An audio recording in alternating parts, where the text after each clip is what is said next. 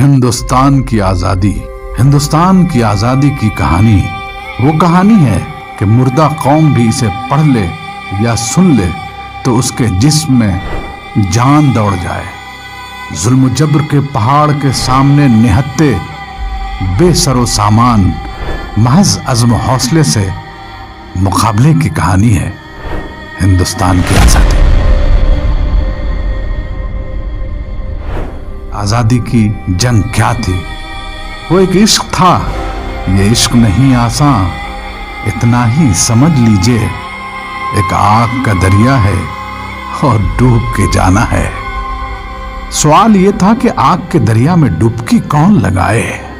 किसको अपनी जान गंवानी है? कौन हिम्मत करता है? जाहिर है ये देश अंग्रेजों ने मुसलमानों से छीना था। इस देश को वापस लाना मुसलमानों ने अपना फरीजा समझा। इसलिए आजादी की लड़ाई को न सिर्फ आजादी बल्कि शहादत के जज्बे के साथ मुसलमान जिहाद समझकर लड़ते रहे। हम लोग मुसलमान हैं, हम शान वतन है, हकदार वतन हम है, दिलो जान वतन है।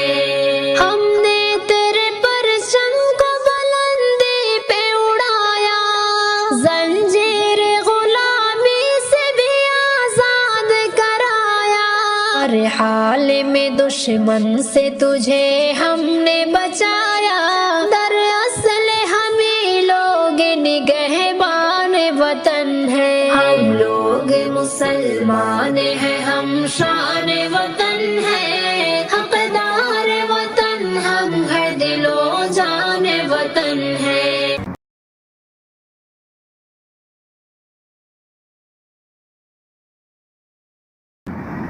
हिंदुस्तान की तहरीक आज़ादी में मुसलमानों का हिस्सा कुदरती तौर पर बहुत मुमताज़ और नुमाया रहा है। उन्होंने जंग आज़ादी में कायद और रहनुमा का पार्ट अदा किया। इसकी वजह यह थी कि अंग्रेज़ों ने इक़्तिदार मुस्लिम हुक्मरानों से छीना था। इक़्तिदार से महरूमी का दुख और दर्द मुसलमानों को हुआ। उन्हें हाकिम से महकूम बनना पड़ा, उसकी तकलीफ़ और दुख उन्हें झेलना पड़ा। इसीलिए महकूमियत और ग़ुलामी से आज़ादी की असल लड़ाई भी इन्हीं को लड़नी पड़ी। अंग्रेज़ों से बाकायदा मुनज़्ज़म जंग नवाब सिराजुद्दौला के नाना अली वर्दी ख़ान ने 1754 ईस्वी में की और उनको शिकस्त दी। कलकत्ता का डायमंड हार्बर और फोर्ट विलियम अंग्रेज़ों का मरकज़ था। अली वर्दी ख़ान ने फोर्ट विलियम पर हमला करके अंग्रेज़ों को भगाया। अंग्रेज़ डायमंड हार्बर में पनाह लेने पर मजबूर हुए।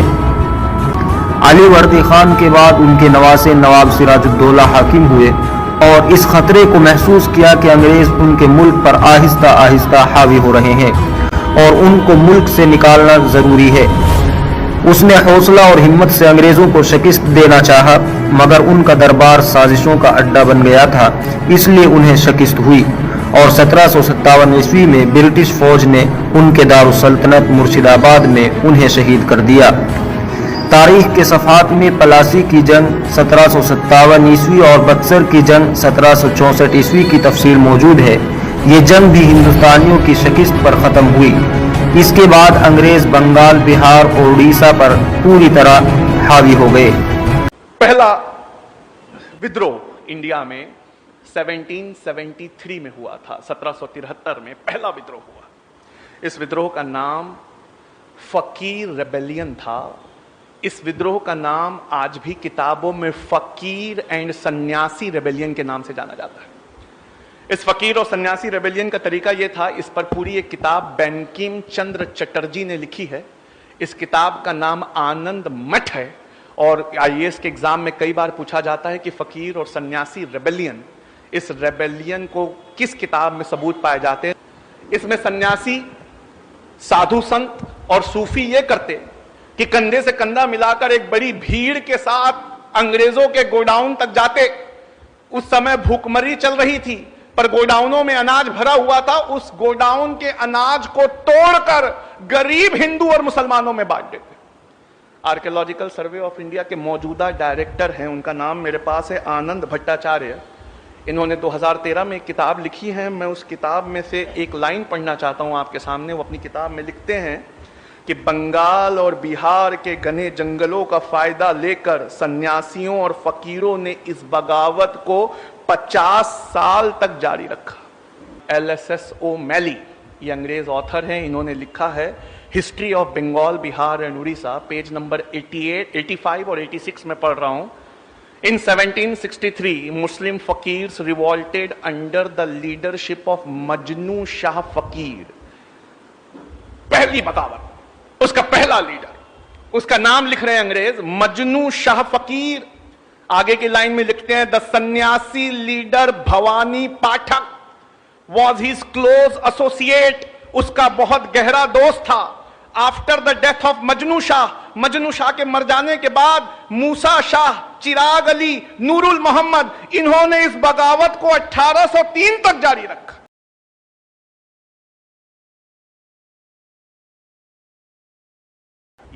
टीपू सुल्तान हिंदुस्तान की तारीख का वो नामवर मुस्लिम हुक्मरान था जिसने मुल्क को अंग्रेजों से आज़ाद रखने के लिए अपनी जान तक कुर्बान कर दी।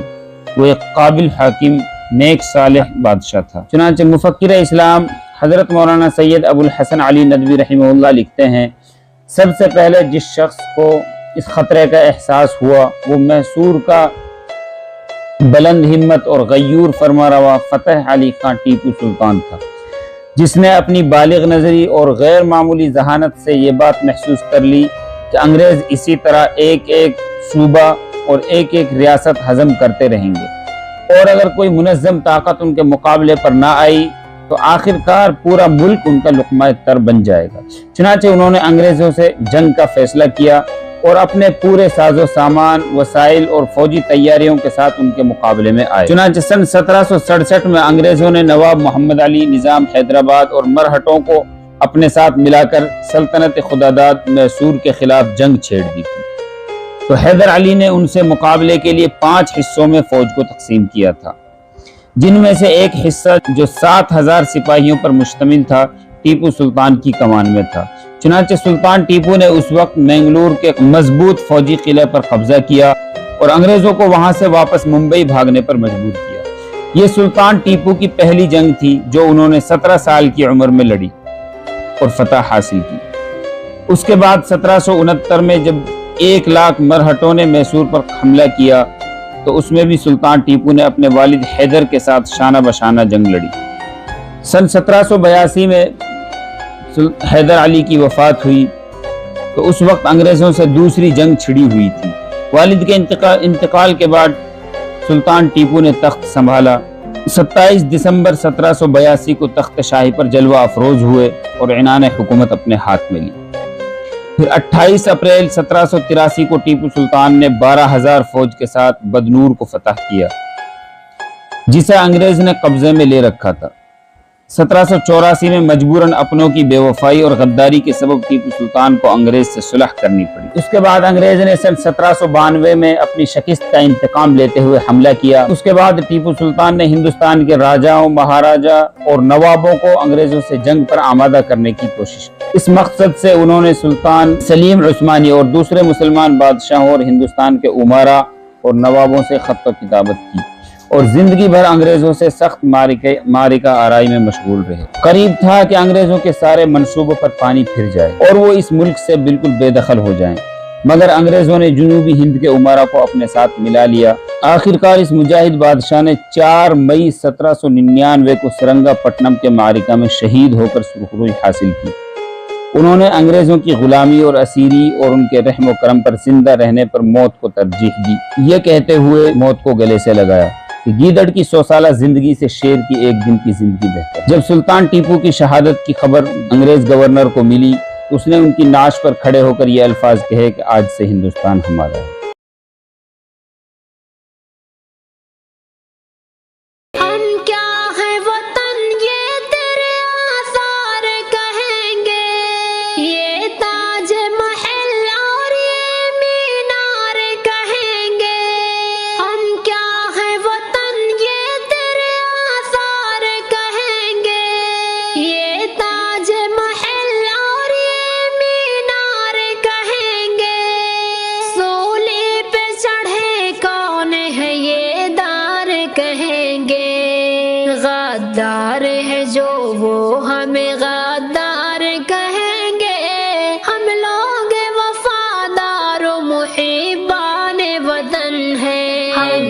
लोग मुसलमान हैं हम, शान वतन है हकदार वतन हम, है दिलो जान वतन है।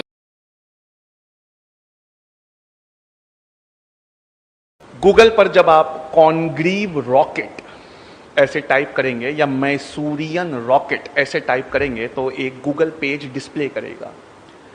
इस पेज पर यह लिखा हुआ है कि मैसूरियन रॉकेट ये इंडिया की पहली मिसाइल थी। इन मैसूरियन रॉकेट को लाया किसने? का हैदर अली और उनके बेटे टीपू सुल्तान ने। इस मैसूरियन रॉकेट के बारे में जो किताब गूगल पे खुलती है उसका नाम है कॉन्ग्रीव रॉकेट। उसमें सर विलियम कॉन्ग्रीव लिखते हैं 1799 में टीपू सुल्तान को मारा गया। 1801 में उनसे जब्त की हुई बहुत सारी मिसाइलों को इंग्लैंड भेजा गया। 1801 से 1805 तक मैंने उन मिसाइलों पर रिसर्च की, लेकिन मैं उनके डिजाइन को समझ नहीं पाया। ऐसा नहीं था कि इंग्लैंड में मिसाइलें नहीं थी, लेकिन मैसूरियन रॉकेट 2 किलोमीटर से ज्यादा वार करते थे। और जब उस मिसाइल को समझने में हम नाकाम रहे तो अंग्रेजों ने यहां से एक किताब भिजवाई जो आज पेरिस के म्यूजियम में रखी हुई है। उस किताब का नाम है फतहुल मुजाहिदीन। लिखने वाले का नाम टीपू सुल्तान है। और क्या आप जानते हैं, उस किताब में उस रॉकेट के पूरे डिजाइन को टीपू सुल्तान ने समझाया है। कहा, विलियम कॉन्ग्रीव लिखते हैं, आपके गूगल पे खुला हुआ है, अगर आप चाहें तो पढ़ सकते हैं कि उन मैसूरियन रॉकेट्स को कन्वर्ट करके मैंने पहली कॉन्ग्रीव मिसाइल जो 2 किलोमीटर से ज्यादा वार करती थी उसे मैंने बनाया। ये आपके बुजुर्गों की हिस्ट्री है कि जब टेक्नोलॉजी और साइंस आती तो उनका सर आसमानों में रहता।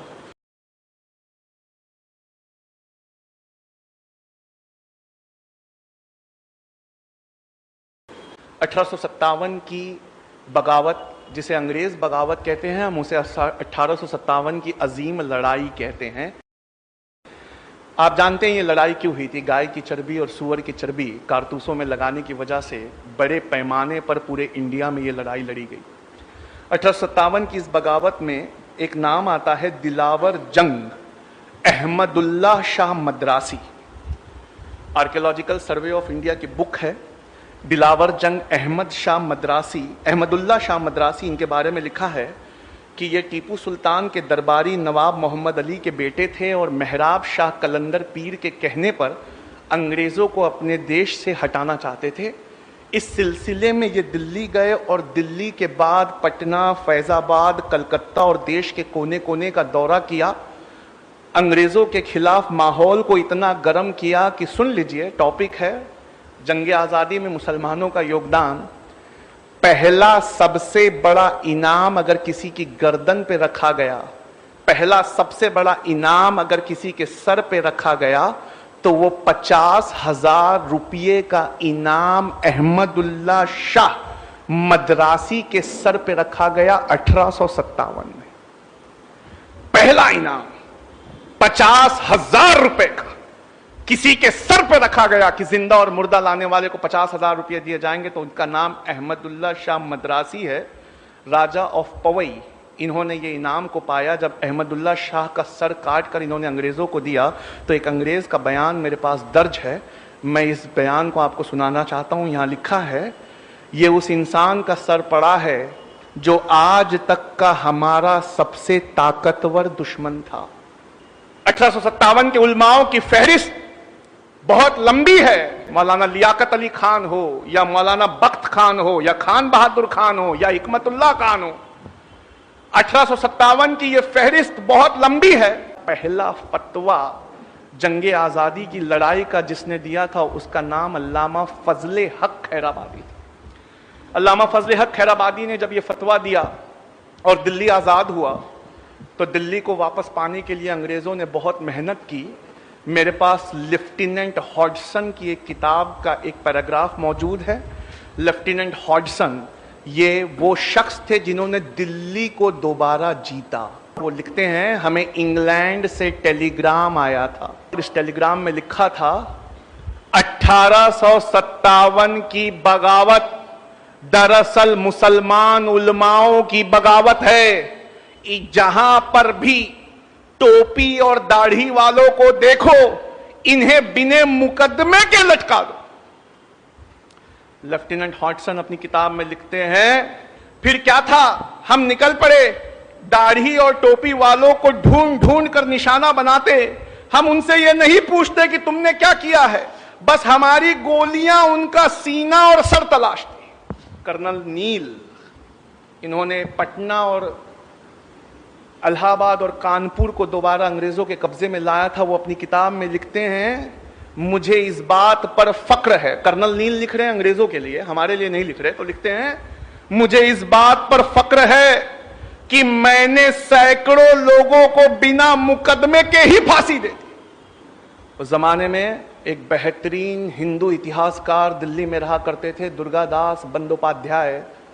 वो अपनी किताब में लिखते हैं, मैं उनकी किताब से एक पैराग्राफ पढ़ना चाहता हूं। ये इलाहाबाद में थे जब 1857 की बगावत हुई, वो इलाहाबाद में थे। वो लिखते हैं, इलाहाबाद के चारों ओर 1857 के बाद कई सालों तक एक झाड़ नहीं मिलता था।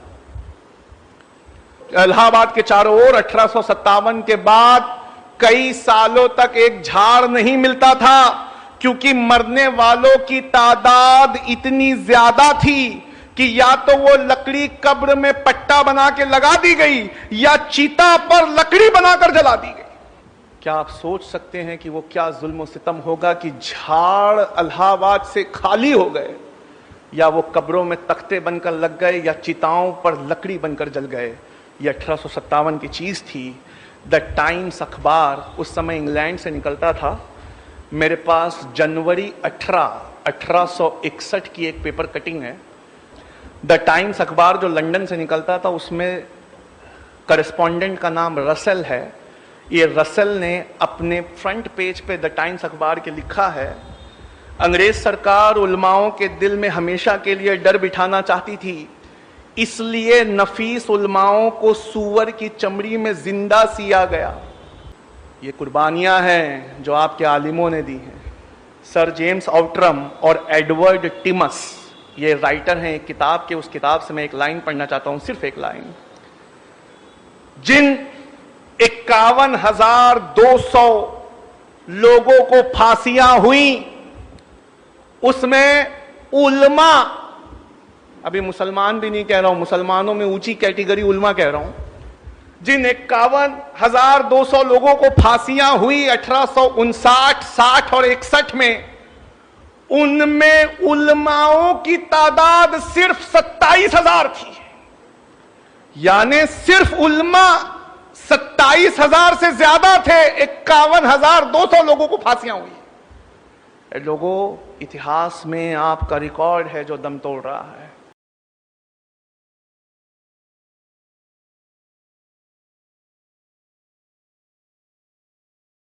वीर सावरकर कहते हैं कि क्या आप जानते हैं 1857 में सबसे बड़ा, जिसका सबसे बड़ा नुकसान हुआ, वो कौन था? वो थे आखिरी मुगल बादशाह बहादुर शाह जफर। वीर सावरकर लिखते हैं कि मैंने जॉन निकलसन की किताब से इस चीज को कॉपी किया है कि जॉन निकलसन ने लिखा कि हमने सवेरे बहादुर शाह पर यह जोर डाला कि आप नाश्ता करिए। बहादुर शाह ने कहा, हमें खाने की तबीयत महसूस नहीं होती, क्योंकि रात को हमने उनकी आंखों में पॉइजनस ऑइंटमेंट लगाया था। पॉइजनस ऑइंटमेंट लगाने से वो हल्के हल्के नाबीना होना शुरू हो गए थे, क्योंकि इस्लामिक लॉ में एक अंधा इंसान राजा नहीं हो सकता। हमने जोर डाला, नहीं आप नाश्ता करिए। और जब उनके मर्जी के खिलाफ नाश्ता लाया गया तो लाल कलर के मखमल से ढके हुए 3 कटे हुए सर दिए गए। 2 उनके बेटे के थे, 1 उनके पोते का था। ये जुल्म और सितम जब आपने सहा है तो ये टॉपिक उठता कहां से है कि मुसलमानों का जंगे आजादी में क्या योगदान। लक्ष्मीबाई, वीर सावरकर की किताब से पढ़ रहा हूं। झांसी की रानी लक्ष्मीबाई के कमांडर इन चीफ का नाम मीर बख्शिश अली था। और ये मीर बख्शिश अली और रानी को जब निकाल दिया गया किले से, तो ये अपने झांसी के किले पे दोबारा कब्जा करना चाहते थे। तो मीर बख्शिश अली ने रानी को ये सजेशन दिया कि अगर मैं तोप से गेट को उड़ा दूं तो गेट के उस तरफ बहुत सारे अंग्रेजों को नुकसान होगा। रानी ने कहा आप जल्दी करिए, गेट को उड़ा दीजिए। तो मीर बख्शिश अली ने कहा रानी बस एक प्रॉब्लम है, गेट की एक तरफ मंदिर है और एक तरफ मस्जिद है, गेट को उड़ाते समय इन दोनों में से किसी एक चीज को उड़ाना पड़ेगा। रानी ने बिना देर किए कहा मीर बख्शिश अली आप मंदिर को उड़ा दीजिए। मीर बख्शिश अली खड़े हुए, अपने लोगों में खुतबा दिया, कहा है मुसलमानों तुम्हारी मस्जिद को बचाने के लिए रानी ने मंदिर को उड़ाने का हुक्म दिया है, आओ अहद करे अल्लाह के नाम पर कि जब तक खून की आखिरी बूंद बाकी होगी हम रानी पर आंच नहीं आने देंगे। किताब में लिखा हुआ है कि पहले मीर बख्शिश अली मरे, उसके बाद झांसी की रानी भी मारी गई, वो भी शहीद हुई। नाना साहेब पेशवा की हिस्ट्री का एक पहलू जो आपको जानना चाहिए और आपके मुंह से दुनिया ने सुनना चाहिए, वो मैं आपको सुनाता हूं। किताब का नाम है Mridula Mukherjee and Aditya Mukherjee, India struggle for independence.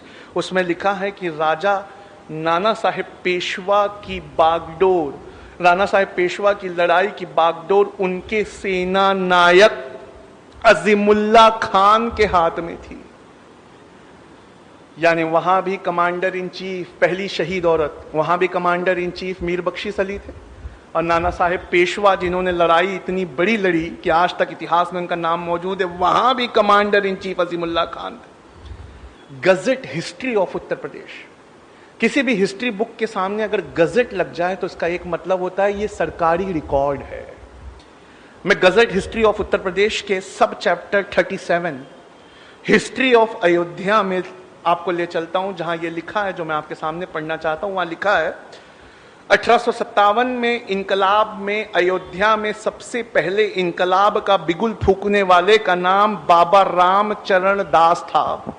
जैसे ही इन्होंने इनकलाब का बिगुल फूका, बाबा रामचरण दास ने सबसे पहला इनका समर्थन करने वाले मौलवी आमिर अली थे।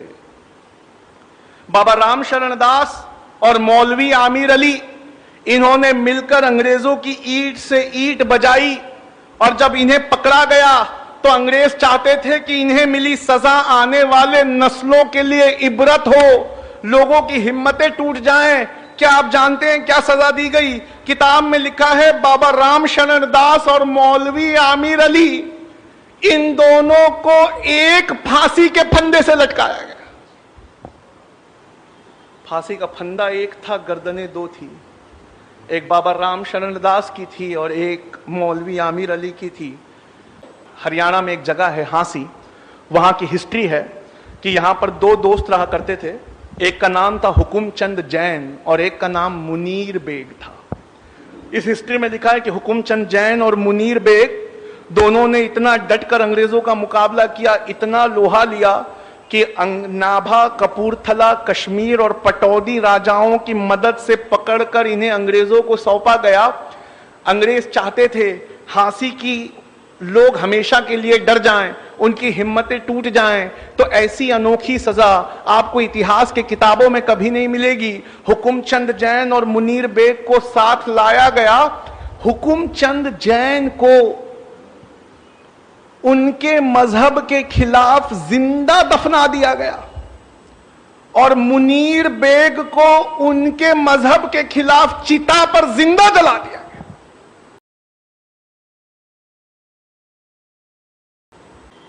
मपीला ये वर्ड है केरला के मुसलमानों के लिए। केरला के इन मुसलमानों को मपीला मुसलमान कहा जाता है, मपीला मुसलमान। इन मपीला मुसलमानों ने गांधी जी के असहयोग आंदोलन में बहुत बढ़ चढ़ के हिस्सा लिया। गांधी जी के असहयोग आंदोलन में हिस्सा लेने के बाद अंग्रेजों ने इन्हें बहुत जोर से कुचला, इतने जोर से कुचला, इतने जोर से कुचला कि क्या आप में से कोई बता सकता है जलियांवाला बाग में जनरल डायर की गोलियों से मरने वाले लोग कितने थे? 379। जलियांवाला बाग आता है, आज भी ये नाम आता है तो क्या आप इज्जत से हाथ बांधकर खड़े नहीं हो जाते? 379 निहत्थे औरतें, बच्चों और बूढ़ों पे गोलियां चलाई गई थी जलियांवाला बाग में। हम वो जब भी आता है हमारी आंखों में आंसू आ जाता है। आइए हिस्ट्री ले चलूं। लिखने वाले ऑथर ऐसे हैं जिनकी हिस्ट्री की किताबें कैम्ब्रिज और ऑक्सफोर्ड में पढ़ाई जाती हैं। नाम बिपिन चंद्रा है, चैप्टर है 17th चैप्टर, उसका नाम ही मपीला रेबेलियन है। मपीला रेबेलियन में लिखते हैं कि मपीला मुसलमानों को गांधी जी का साथ देने के लिए 1921 में यह कीमत चुकानी पड़ी कि अंग्रेजों के रिकॉर्ड के मुताबिक 2337 मपीला मुसलमानों को फांसी दी गई। मैं इनके जो लीडर थे उनका नाम था हाजी कुन मोहम्मद, मैं उनसे मिल चुका हूं। उन्होंने बताया है कि गैर सरकारी रिकॉर्ड में 45,404 मपीला का नाम है। अशफाकुल्ला खान एक बेहतरीन क्रांतिकारी थे। काकोरी में चंद्रशेखर आजाद और राम प्रसाद बिस्मिल का साथ देने की वजह से पहले इन्हें अंडमान निकोबार के काले पानी की सजा हुई और बाद में वहीं सूली से लटका दिया गया। गांधी जी से पूछा गया डांडी मार्च के वक्त, कहा गांधी जी अगर अंग्रेज आपको डांडी मार्च पूरा होने से पहले गिरफ्तार कर ले तो आपकी जगह कौन लेगा? इतिहास में नाम दर्ज है, गांधी जी ने कहा अगर डांडी पहुंचने से पहले मुझे अंग्रेज सरकार गिरफ्तार कर ले तो मेरी जगह अब्बास तैयब जी लेंगे। और गांधी जी कहते हैं अब्बास देखना जब मैं जेल चला जाऊं तो तुम्हारे मुट्ठी से नमक ना छूटे। 1932 में गांधी जी को नमक आंदोलन के लिए अरेस्ट किया गया तो हजारों की तादाद में पठान निकल कर आए और खड़े हो गए। इतनी हजारों की तादाद देखकर अंग्रेज डर गए और अंग्रेज पेशावर से भाग गए। 2 दिन बाद वो गढ़वाली रेजिमेंट लेकर लौटे तो किस्सा खानी बाजार में सारे के सारे पठान टस से मस नहीं हुए। गढ़वाली रेजिमेंट से कहा इन पर गोलियां चलाओ।